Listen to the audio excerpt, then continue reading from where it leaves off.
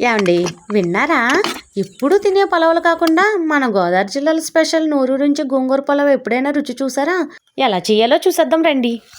ముందుగా ఒక పాన్లో కొంచెం నూనె వేసుకుని గోంగూరను మెత్తగా మగ్గించేయండి. ఆ తర్వాత కుక్కర్ తీసుకుని అందులో కొంచెం నెయ్యి వేసి మసాలా దినుసులు వేసేసి వేయించండి. ఆ తర్వాత పచ్చిమిర్చి ఉల్లిపాయలు వేసి వేయించండి.